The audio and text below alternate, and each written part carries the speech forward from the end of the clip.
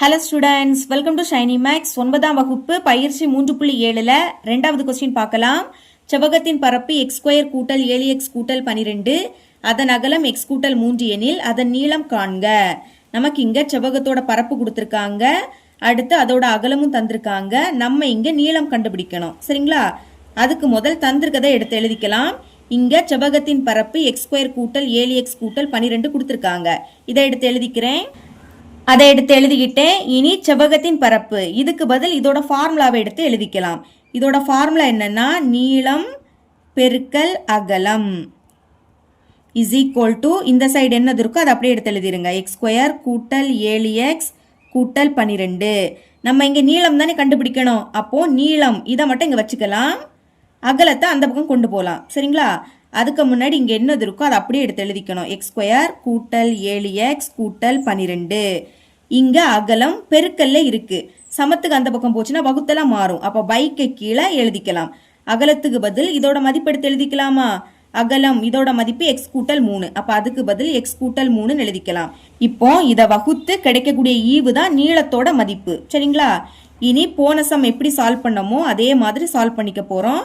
முதல் மேல இருக்கக்கூடியதை உள்ள எடுத்து எழுதிருங்க. x² கூட்டல் 7x கூட்டல் 12.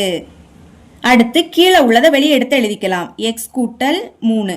இப்போ x கூட எதை பெருக்குனா x² கிடைக்கும்னு பார்க்கணும். அதுக்கு என்ன பண்ணணும்னா இங்க ஃபர்ஸ்ட் என்னது இருக்கோ அதை எடுத்து எழுதிக்கணும்.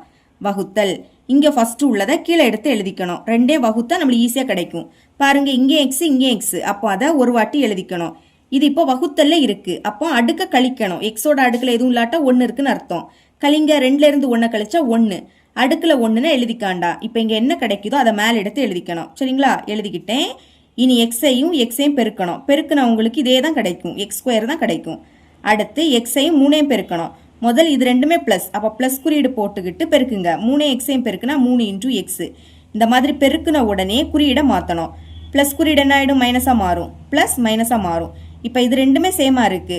ஒன்னு பிளஸ்ல இருக்கு, பிளஸ் குறியீடுல இருக்கு. இன்னொன்னு மைனஸ். முன்னாடி எந்த குறியீடும் இல்லாட்டா பிளஸ் இருக்குன்னு அர்த்தம். அப்போ ரெண்டுமே சேமா இருந்து வேற வேற குறியீடுனா கேன்சல் ஆயிடும். அடுத்து இங்க ஒரு மைனஸ்னா கழிக்கணும். 7ல இருந்து 3 கழிச்சா 4. 2லயும் x இருக்கு, அதை எழுதிருங்க. அடுத்து பிளஸ் 12. இதை இப்ப கீழே இறக்கிடலாம். இப்படி இறக்குன உடனேயே இங்க ஃபர்ஸ்ட் என்னது இருக்கு? 4x வகுத்தல் இங்க ஃபர்ஸ்ட் x இருக்கு. அதை கீழே எடுத்து எழுதிக்கணும். ஓகே, இப்போ இந்த எக்ஸும் கேன்சல். பாக்கி என்னது இருக்கும்? 4 மட்டும் இருக்கும். இதை மேலே எடுத்து எழுதிருங்க. முன்னாடி எதுவுமே இல்லாட்டா பிளஸ் இருக்குன்னு அர்த்தம். பிளஸ் 4. இனி பெருக்கலாமா? 4ஐயும் எக்ஸையும் பெருக்குனா 4 × x. அடுத்து 4ஐயும் 3ஐயும் பெருக்கணும். ரெண்டுமே பிளஸ். அப்போ பிளஸ் குறியீடு போட்டுக்கிட்டு பெருக்குங்க. 4 3 12. ஓகே, பெருக்குன உடனே குறியீடை மாற்றணும். பிளஸ் என்னதான் ஆயிடும்? மைனஸா மாறும். பிளஸ் மைனஸா மாறும். இப்போ ரெண்டுமே சேம், வேற வேற குறியீடு, அப்ப கேன்சல். இங்கே சேமா இருக்கு, வேற வேற குறியீடு, அப்ப கேன்சல். கேன்சல் ஆயிடுச்சுன்னா பாக்கி எதுவுமே இருக்காது, அதனால 0.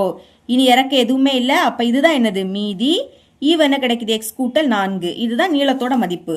அப்ப எழுதிக்கலாம். நீளம் இஸ் ஈக்குவல் டு x கூட்டல் 4. இவ்வளவுதான் இந்த சம்.